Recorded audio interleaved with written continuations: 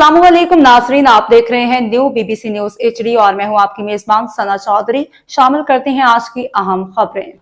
खबर शामिल करते हैं खपरू जिला सांगर से हमारे न्यू बीबीसी न्यूज़ के रिपोर्टर जुमा खान बलोच की रिपोर्ट के मुताबिक खपरू से मुल्तान जाने वाला स्टॉप बद इंतजामी की इंतहा, मुसाफिरों का शदीद एहतजाज। लोकल स्टैंड से भी बदतर हालत, गंदगी, बदबू और बुनियादी सहूलियात का फकदान।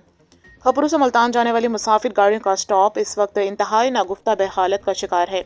यह स्टॉप लोकल बस स्टैंड से भी बदतर मंजर पेश कर रहा है, जहाँ चारों तरफ गंदगी के ढेर, बकरियों का पेशाब, शदीद बदबू और नाकिस माहौल ने मुसाफिरों का जीना दोभर कर दिया है।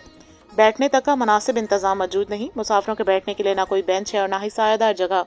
बुजुर्ग, खवातीन और बच्चों को घंटों खड़े रहकर गाड़ी का इंतजार करना पड़ता है।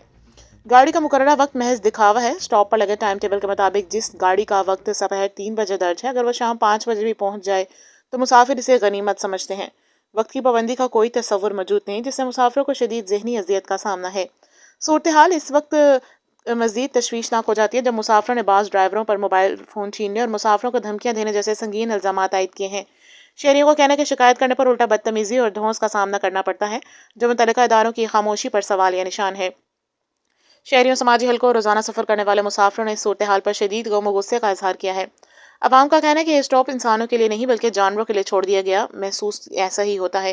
इंतजामिया की मुकम्मल गफलत और लापरवाही सामने आ चुकी है। अगर फौरी इस्लाह न की गई तो एहतजाज का दायरा वसी किया जाएगा।